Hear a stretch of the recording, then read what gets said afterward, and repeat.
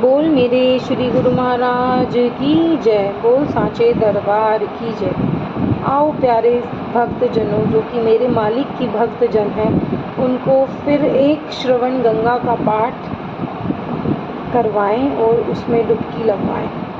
फ़कीरों की दुनिया।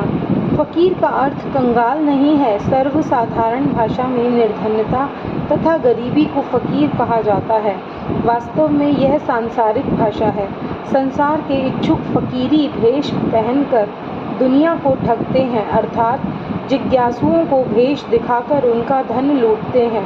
फ़कीर का अर्थ बहुत ऊंचा है और समझने की वस्तु है। उर्दू में फ़कीर शब्द के काफ ये रे से मिलकर बना है।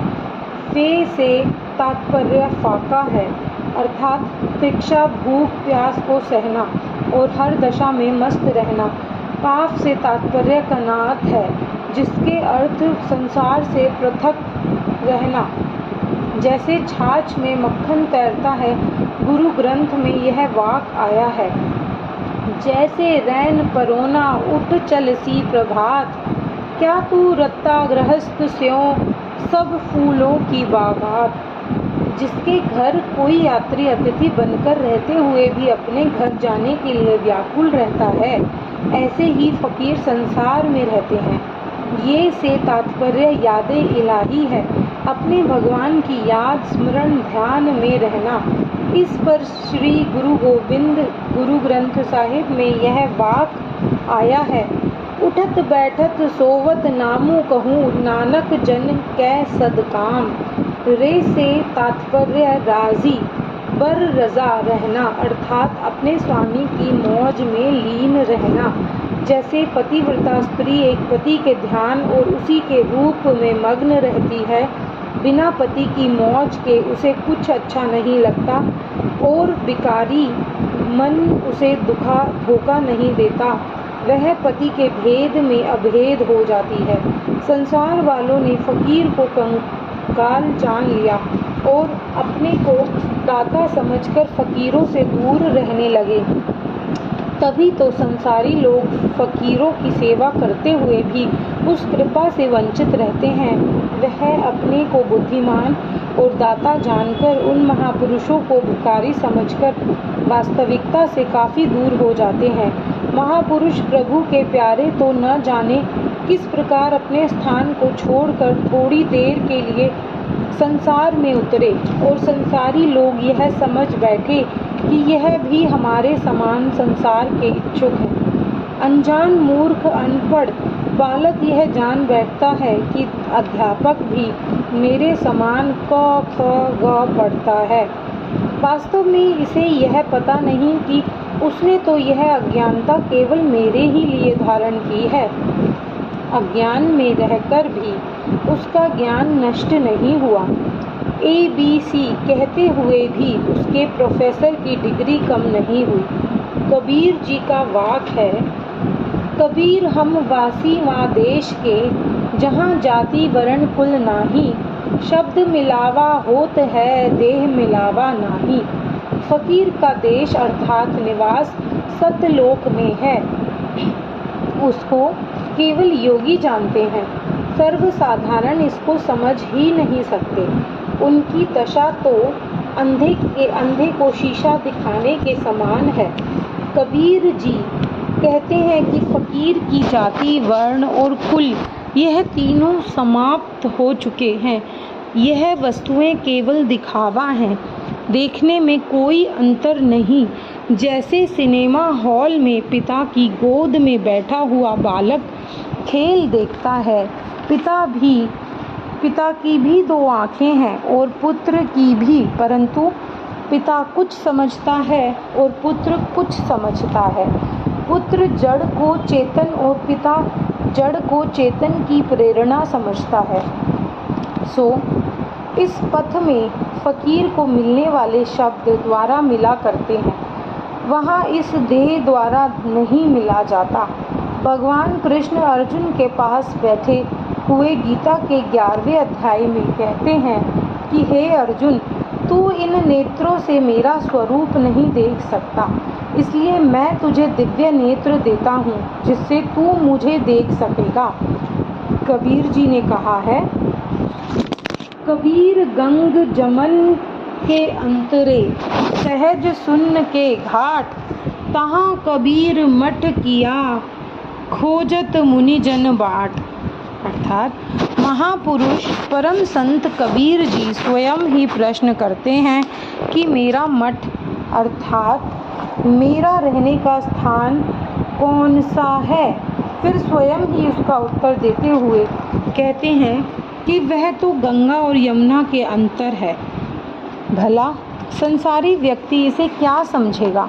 योग शास्त्र में गंगा यमुना ईड़ा पिंगला सुर को बोला गया है।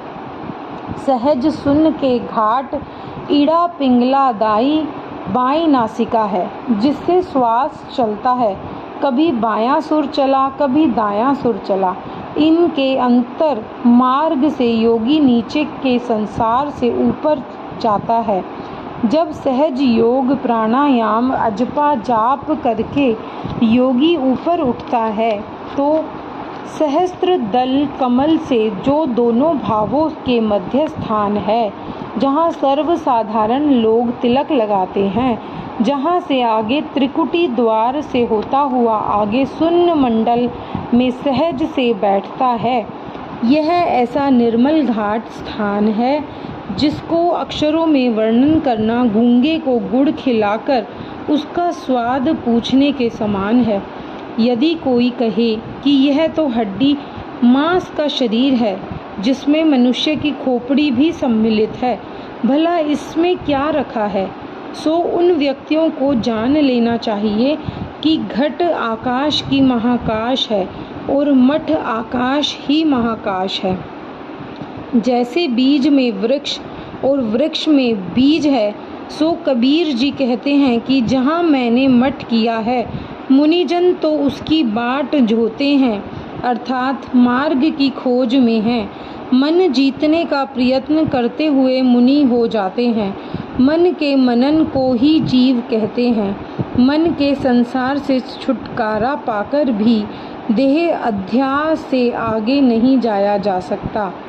संसार के लोग फकीर की कृपा और दया को न जानकर उसे अपने जैसा ही बल्कि अपने से भी गिरा हुआ मान बैठते हैं, इसलिए फकीर उदास हो जाता है। अभी कुछ दिनों की बात है कि मुझे परम पूज्य श्री संत गुलाब सिंह जी महाराज ने यह 4 शेर कृपा करके डॉक्टर मंगल सेन जी मल्होत्रा, जो कि उनके विशेष प्रेमियों में से हैं, उनके हाथ पर लिखकर भिजवाए, जिनको मैंने सिर आँखों पर लगाकर उनकी खोज अपनी तुच्छ बुद्धि से की। वह 4 शेर इस प्रकार हैं। ए तायरे लाहूती उस रिज़क से मौत अच्छी, जिस रिज़क से आती हो परवाज़ में कोताही। तू आकाश में उड़ने वाला पक्षी है और रिज़क दाने अर्थात पेट पालने के लिए नीचे संसार में उतरा है। यदि तुमको ऊपर उड़ना भूल गया है या किसी प्रकार तू विवश अथवा निर्बल हो गया है, तो इस रिज़क से मृत्यु अच्छी है।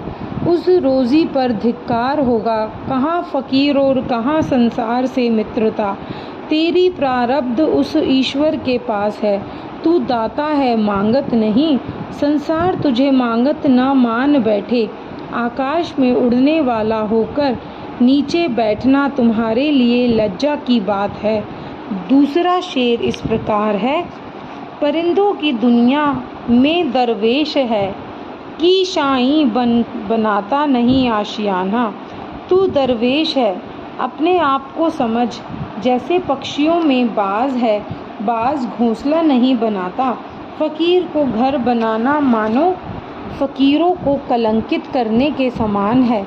मदारी तो घड़ी के लिए दुकान बना लेता है, जिसमें वह सब काम करते हुए भी कपट व्यवहार करता है, परंतु उसके तमाशे को उसका शिष्य ही समझता है।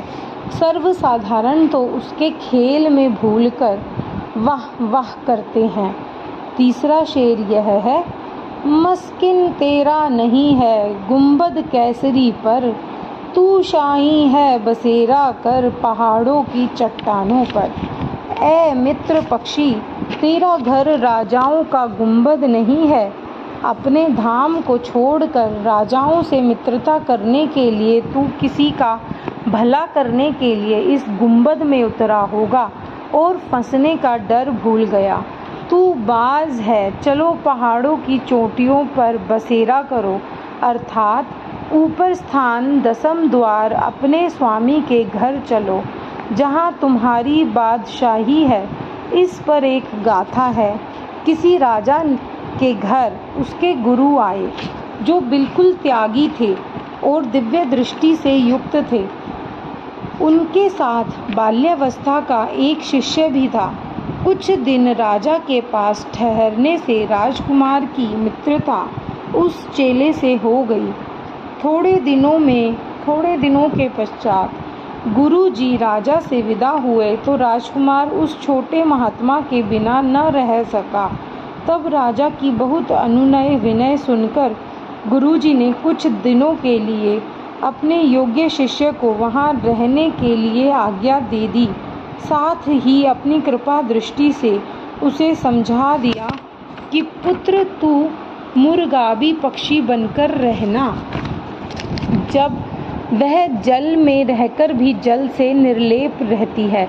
चेले ने गुरु जी के वचन को हृदय में धारण कर लिया और राजकुमार के साथ रहने लगा। मित्रता यहाँ तक पहुँची कि खाना पीना पहनना सब एक साथ हो गया। एक दिन राजकुमार कहने लगा, बताओ महाराज, अब मेरे में और आप में क्या अंतर है। तब वह महात्मा चकित हो गए और मन में सोचा कि इस मूर्ख ने तो मेरी कृपा का उल्टा अर्थ ले लिया। तब उससे कहा कि जब हाथी पर बाहर भ्रमण करने के लिए चलोगे तब बताऊंगा। यहाँ इस प्रश्न का समाधान करना कठिन है। तब दोनों राजकीय भेष में हाथी पर चढ़कर बाहर वन की सैर को गए। महात्मा जी ने अपने गुरु वस्त्र किसी तरह साथ छिपा रखे थे। काफ़ी दूर जाकर बोले, सुनो मित्र, अब बताऊं आप में और मेरे में क्या अंतर है। तुमने तो यह समझा कि शायद तेरी संगत का मेरे ऊपर रंग चढ़ा है और मैं भी तेरे समान संसार का कुत्ता बन गया हूँ, परंतु भूल में न रहना। लो, यह अपनी राजकीय वेशभूषा, हम वही हैं जो पहले थे। आओ, यदि मित्र हो तो हमारे पीछे आकर देखो। बस अपने गेरुए वस्त्र पहने और नारायण हरि कहकर चल दिए। राजकुमार मूर्ख देखता रह गया। यह है फकीर की दुनिया। सच्चे फकीर का दिल सांसारिक पदार्थों में नहीं लग सकता। जो नाम के फकीर हैं, संसार के पुजारी और उपासक हैं। संसार के विषयानंद लेने के लिए द्वार द्वार पर और सेठों और राजाओं से मित्रता बनाकर अपना तात्पर्य निकालने में चतुर हैं। उनके लिए यह चौथा शेर लिखा गया है। बंदों से तुझको उम्मीदें और अपने अल्लाह से ना उम्मीदी। मुझको बता तो सही, और इससे बड़ी काफिरी क्या है। श्री गुरु अर्जुन देव जी कहते हैं, मानुख की टेक बिथरी सब जानू, देवन को ऐके भगवानू। जिसके दिए रहे अघाई, बहुरी न तृष्णा लगे आई। वहाँ ए फकीर और संत कहलाने वाले अपने स्वामी का दर छोड़कर और निराश होकर संसारी व्यक्तियों के आगे हाथ फैलाता है और आशा करता है कि मनुष्य हमारे काम आएगा। मैं राजा, महाराजा और सेठों को मित्र बना लूं, जिनसे सहायता की आशाएं हैं। मुझे बता तो सही कि इससे बढ़कर काफरी अर्थात मन मुक्ता क्या है। गुरु अर्जुन देव जी ने सत्य कहा है कि मनुष्य का आश्रय सब व्यर्थ है। उस ईश्वर को ही देने वाला मानो, जो देता ना थके और लेने वाला तृप्त हो जाए। और इस प्रकार तृप्त हो कि फिर मांगने की आवश्यकता ही नष्ट हो जाए। सो सच्चे फ़कीर लोक परलोक के शहंशाह श्री गुरु अर्जुन देव जी ने अपने वाणी से उन फ़कीरों को बुलाया जो संसार के पीछे पड़े हैं, संसार का भला करते करते कहीं वह अपनी हानि न कर बैठें। हाँ, सच्चे फ़कीर तो केवल अपना निज स्थान छोड़कर लोकोपकार के लिए नीचे उतरते हैं और अनेक पथ भ्रष्टों को सतमार्ग दिखाकर अपने घर चले जाते हैं। जैसे गोस्वामी तुलसीदास जी ने बालकांड में लिखा है, संत सरल चित जगत हित जान स्वभाव सनेहू, बाल विनय सुर करी कृपा राम चरण रति देहू।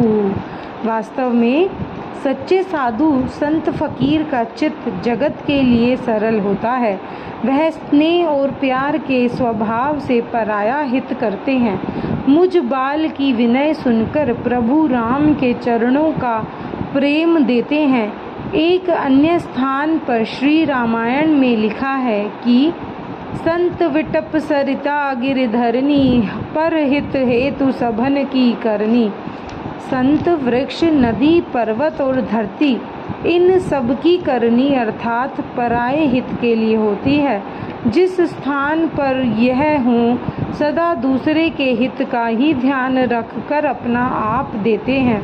परंतु क्या ही अच्छा गुण है कि अपना अस्तित्व भी भूलते नहीं, अपने आप में स्थित रहकर दूसरों का भला करते हैं।